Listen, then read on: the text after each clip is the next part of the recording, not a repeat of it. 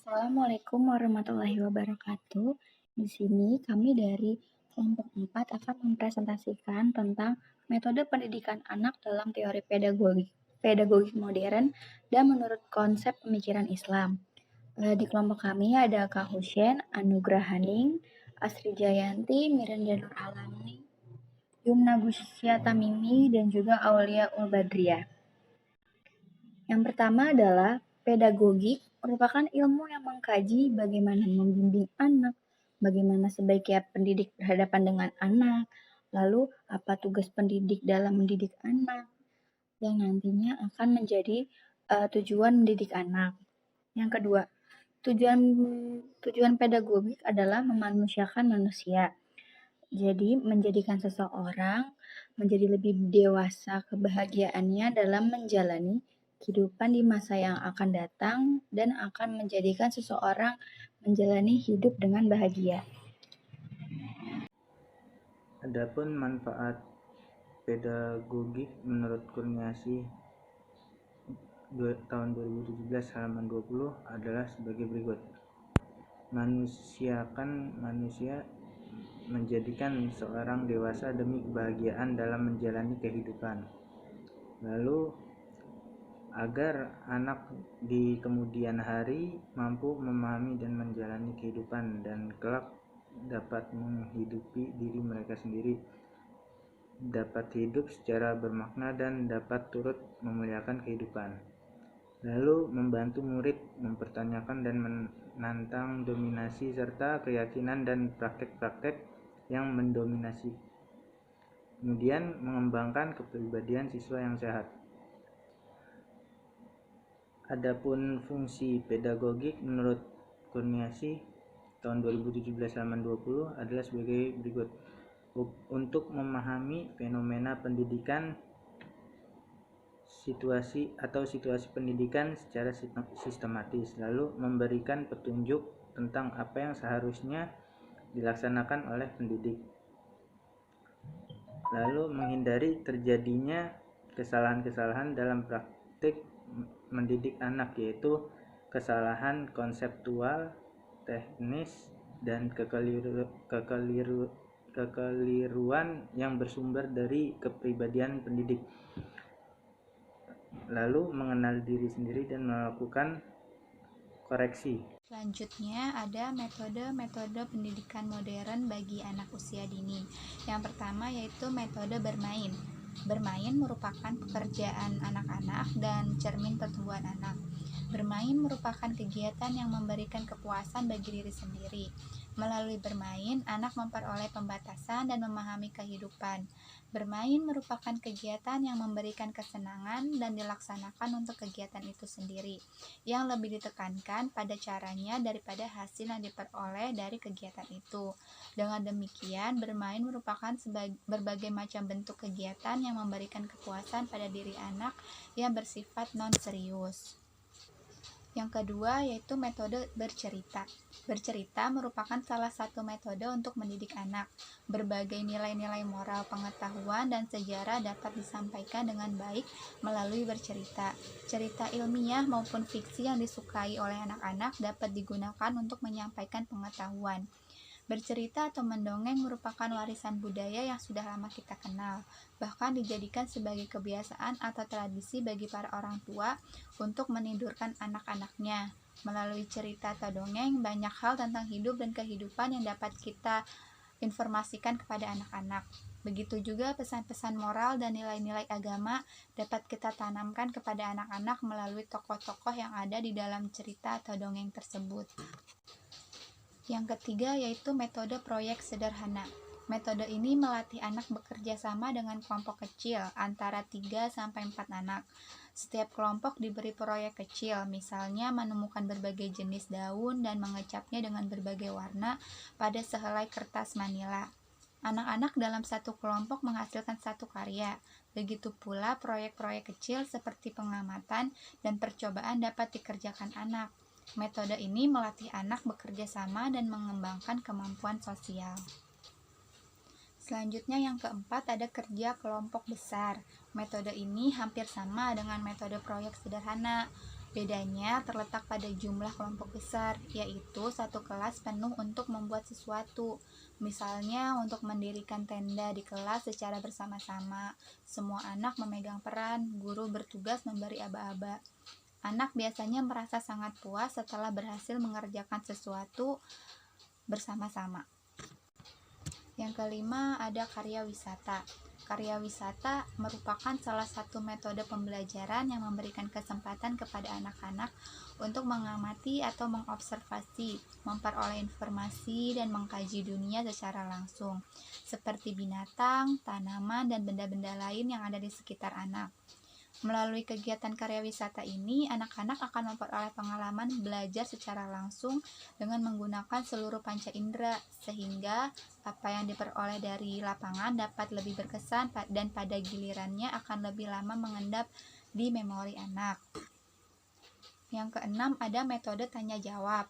Dalam proses belajar mengajar, metode ini mempunyai makna penting bagi perkembangan anak usia dini, karena melakukan tanya jawab dapat meningkatkan keterampilan berkomunikasi dengan orang lain, meningkatkan keterampilan dalam melakukan kegiatan bersama, juga meningkatkan keterampilan menyatakan perasaan serta menyatakan gagasan atau pendapat secara verbal. Oleh karena itu, penggunaan metode tanya jawab bagi anak usia dini akan sangat membantu perkembangan dimensi sosial, emosi, kognitif, dan terutama bahasa. Anak yang sering dirangsang dengan pertanyaan-pertanyaan logika akan lebih baik perkembangan pola berpikirnya daripada anak yang jarang dirangsang dengan pertanyaan-pertanyaan bersifat logika. Yang ketujuh, metode demonstrasi merupakan metode yang sangat efektif karena membantu siswa mencari jawaban sendiri berdasarkan fakta yang benar.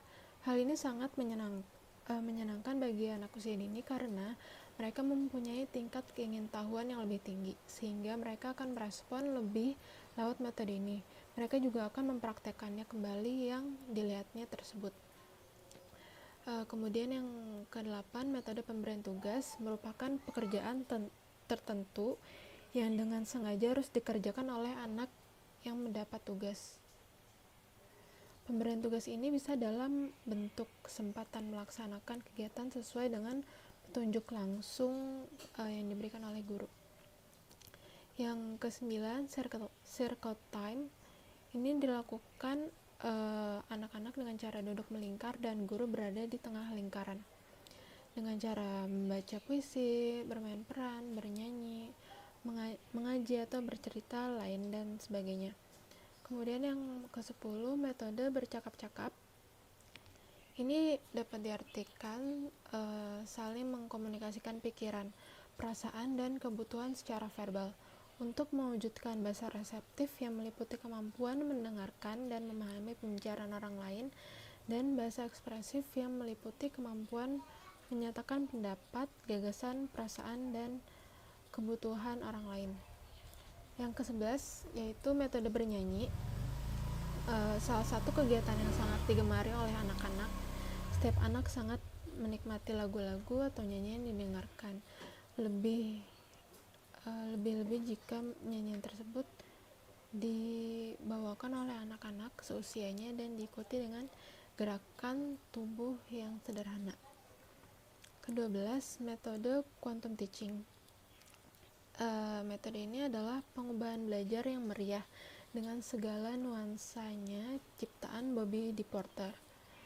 Metode ini berfokus pada hubungan dinamis dalam lingkaran kelas.